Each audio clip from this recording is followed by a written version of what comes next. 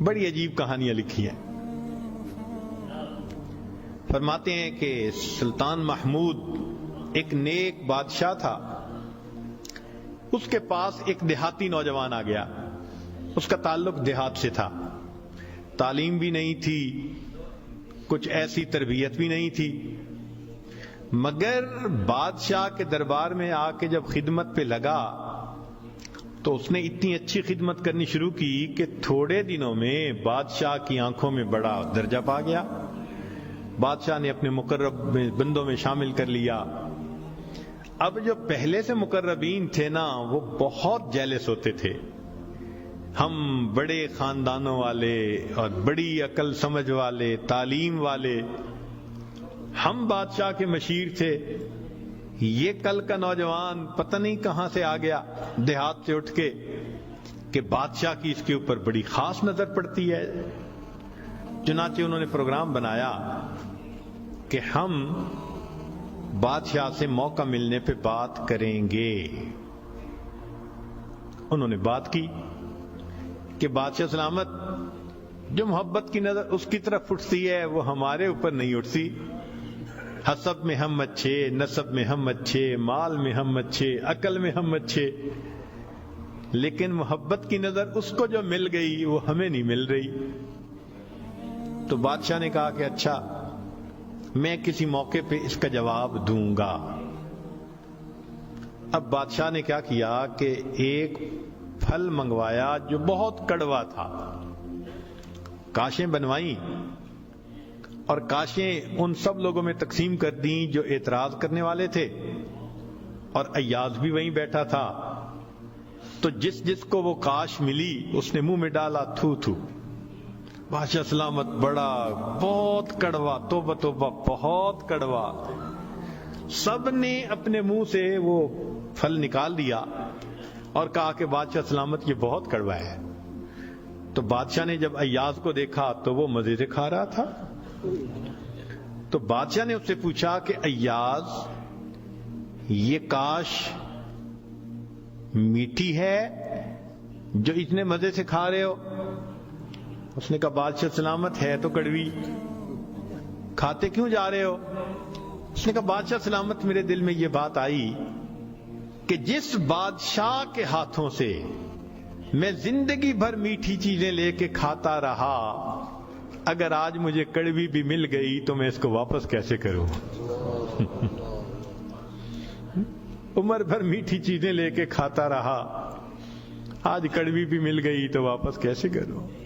کاش کہ یہ چیز ہمارے اندر آ جاتی کہ جس پروردگار کی نعمتوں سے ساری زندگی ہم انجوائے کرتے رہتے ہیں, اگر کبھی کوئی اس کی طرف سے آزمائش کی گھڑی بھی آ جائے تو ہم پھر شکوہ کیوں کرتے ہیں؟ اب بادشاہ نے سوچا کہ بھائی یہ لوگ جو بہت اعتراض کرنے والے تھے نا, ان کے سامنے کوئی اور ایسا ہیلا کرنا چاہیے کہ ذرا ان کو بات سمجھ میں آ جائے. تو ایک دن بادشاہ آیا اور اس نے کہا کہ دیکھو بھائی, آج میں تم سب کی عقل کا امتحان لوں گا, تمہارا آئی کیو لیول دیکھوں گا کیا ہے, اور میں دیکھتا ہوں کہ کون اس میں پاس ہوتا ہے. اب جب بتا دیا تو سب بڑے محتاط ہو گئے. بادشاہ نے ایک موٹا سارا ہیرا دکھایا, دیکھو یہ کتنا قیمتی ہے, کتنا چمکدار ہے, اور ایک ہتھوڑا بھی ساتھ دیا, اور پہلے کو کہا کہ جی یہ ذرا ہیرا جو ہے توڑ کے دکھاؤ. اب وہ سمجھ رہا تھا کہ بادشاہ نے ہم سے امتحان لینا ہے ہماری سمجھداری کا. تو اس نے کہا بادشاہ سلامت یہ ہیرا تو بہت قیمتی ہے, اتنے کیرٹ کا, اور بالکل بے عیب ہے, کوئی فلاں نہیں, فلاں لیس ہے, لہذا اس کو تو نہیں توڑنا چاہیے. بادشاہ مسکرایا, کہنے لگا ہاں بہت اچھا.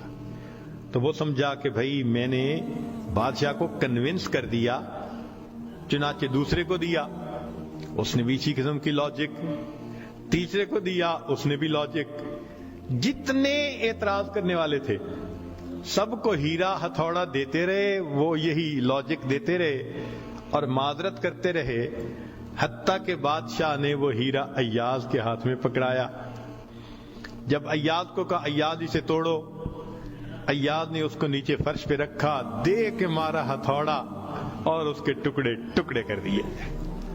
اب جب اتنے قیمتی ہیرے کے ٹکڑے ہو گئے تو وہ تو سارے خوش ہو گئے، آج اس کا گنوار پن کھلا، اس کی جہالت کھلی، بے وقوف، کیا پتا اس کو یہ کتنی قیمتی چیز تھی۔ تو وہ ایکسپیکٹ کرنے لگے کہ آج تو بادشاہ اس کو دھکا دے دے گا دربار سے۔ تو جب ہیرے کے ٹکڑے ہو گئے تو بادشاہ نے اس کی طرف دیکھ کے کہا، ایاز تو نے ہیرے کے ٹکڑے کر دیے، اتنے قیمتی ہیرے کے؟ تو ایاز نے آگے سے سمپل سا آنسر دیا کہ بادشاہ سلامت، آپ نے مجھے حکم دیا تھا ہیرے کو توڑ دو۔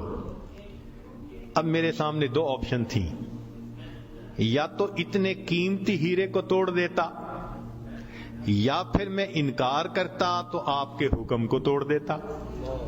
میری نظر میں آپ کا حکم ایسے سینکڑوں ہیروں سے زیادہ قیمتی تھا، لہذا اس کو کم قیمت سمجھتے ہوئے میں نے آپ کے حکم کو نہیں توڑا، میں نے ہیرے کو توڑ دیا ہے۔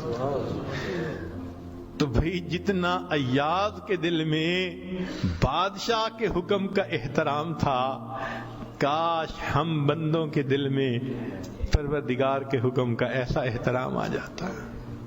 ہم خواہشوں کو توڑ دیں، تمناؤں کو توڑ دیں، اپنی امیدوں کو توڑ دیں، ہم کبھی بھی حکم خدا کو نہ توڑیں۔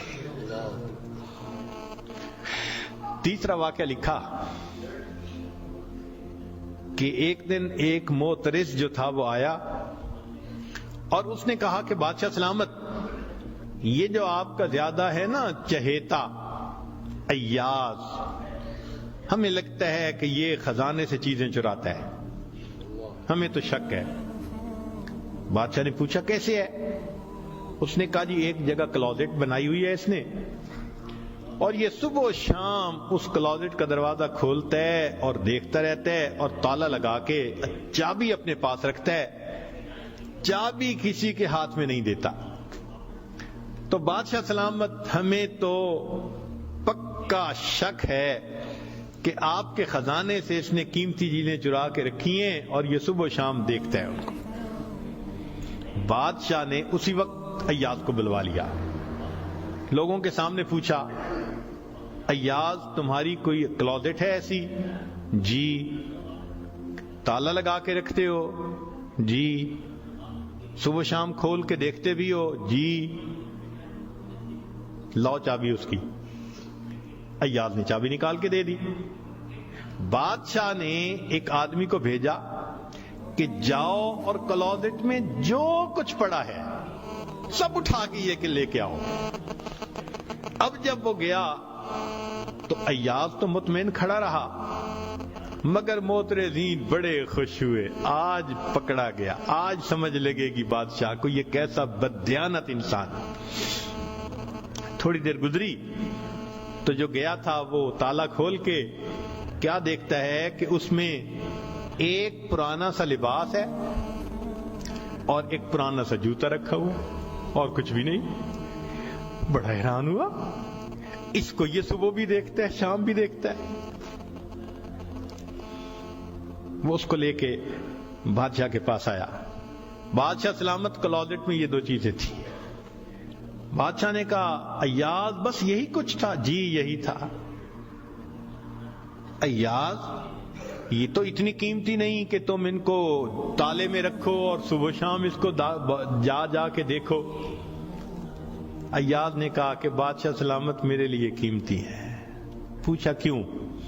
کہ بادشاہ سلامت، جب میں پہلی مرتبہ آپ کی خدمت میں حاضر ہوا تھا، میں دیہاتی سا لڑکا تھا، یہ تہبند باندھی تھی، یہ کرتا پہنا تھا، یہ جوتا پہنا ہوا تھا، میں نے اس کو اپنے لیے پریزرو کر کے رکھ لیا۔ اب روز صبح اور شام میں دروازہ کھولتا ہوں، اپنے نفس کو مخاطب کر کے کہتا ہوں ایاز بادشاہ کے احسانات کو مت بھولنا، تمہیں جو اس نے رتبہ دیا تمہاری اوقات تو یہ تھی، تمہاری اوقات یہ تھی۔ میں صبح بھی اپنے آپ کو یاد دلاتا ہوں میں شام بھی اپنے آپ کو یاد دلاتا. مولانا لکھتے ہیں کاش کہ یہ صفت اللہ ہمیں بھی عطا فرماتا. ہم بھی اپنے ابتدا کو دیکھتے، کیا حال تھا، کیا ہماری اوقات تھی، اور آج اللہ نے اپنی رحمتوں سے، نعمتوں سے، برکتوں سے کس طرح ہمیں مالا مال کر دیا. ہم بھی اپنی بنیاد کو یاد رکھتے ہیں. تو اگر ایک دنیا کا غلام اپنے مالک کے حکم کو اتنا قیمتی سمجھتا ہے تو ہم تو اللہ کے ویسے ہی بندے ہیں، غلام سے بھی ایک درجہ نیچے. ہم تو اللہ کی ملک ہیں، مخلوق ہیں اس کی. لہذا ہمیں چاہیے کہ اللہ رب العزت کے حکم کی عظمت کو سامنے رکھیں. ہمیشہ خیال رکھیں کہ حکم خدا کبھی بھی ٹوٹنے نہ پائے. لا الہ الا اللہ، لا الہ